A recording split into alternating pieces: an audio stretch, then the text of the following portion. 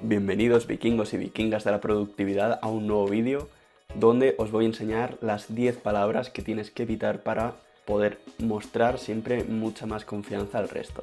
Empezamos.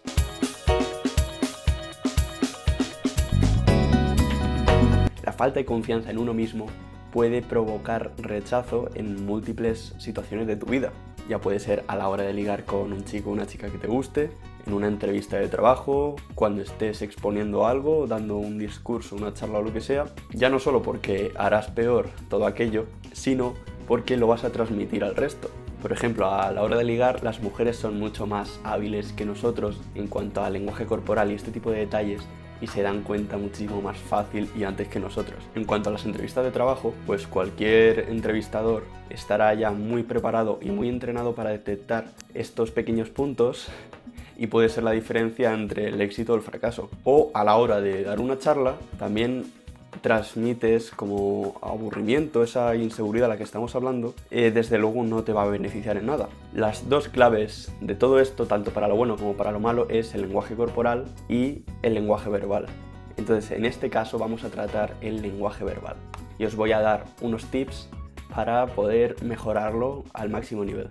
La primera palabra es podría. Si crees que vas a poder hacer algo o estás convencido de que vas a hacer algo, lo que tienes que hacer es transmitirlo con tal seguridad al resto de que ellos también se queden tranquilos contigo. Fijaos a la diferencia. Podría entregar este informe para pasado mañana o voy a entregar este informe para pasado mañana. Cambia muchísimo solo con una única palabra. Esto es un poco la tónica que quiero que entendáis. La palabra podría da la impresión de que no te esfuerzas demasiado, entonces esta tiene que ser la primera que evites. La segunda palabra es tan corta como tajante. No. En la mayoría de las ocasiones ser tan rotundo no te va a llevar a ningún lado. Depende en qué contexto estés usando, tienes que tener mucho cuidado con usar este tipo de palabras tan tajantes. Sobre todo vas a tener que tener mucho cuidado a la hora de escribir correos electrónicos, WhatsApps o lo que sea, porque un no siempre suena mucho peor de lo que sonaría en persona. Aparte de que la palabra no siempre genera un ambiente un poco negativo, entonces en la mayoría de los casos es mucho mejor evitarla. La tercera es normalmente. Es una palabra un poco comodín que deja las cosas como en el aire. Suele dar la sensación de que no tienes toda la información, como que deja las cosas a medias y no aportas toda la claridad que la otra persona querría de ti. Cuarta, supuestamente. No eres Sherlock Holmes ni Conan.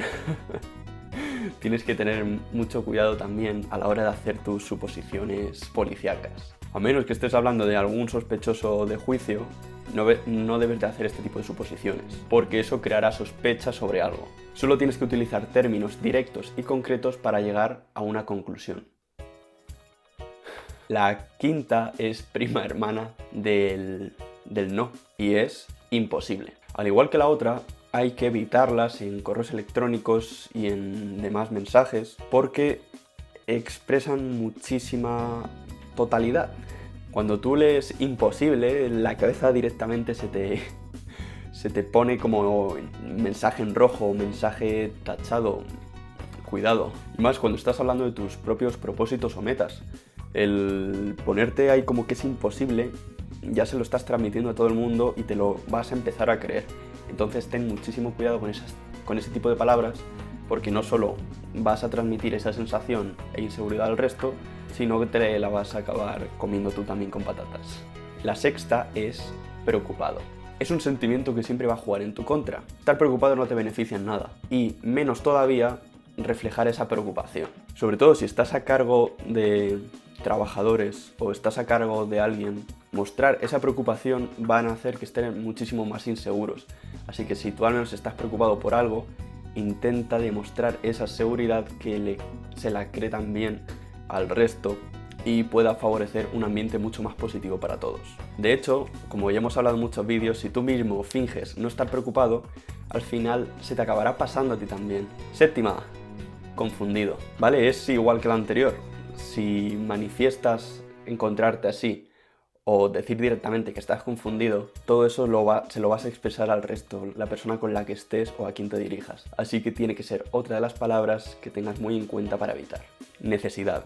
Expresar continuamente que tienes la necesidad de de demostrar valor, de demostrar algo, de querer algo o de querer ser algo, solo te hace parecer más débil, incluso repulsivo, ¿vale? Esto funciona muy bien, bueno, funciona.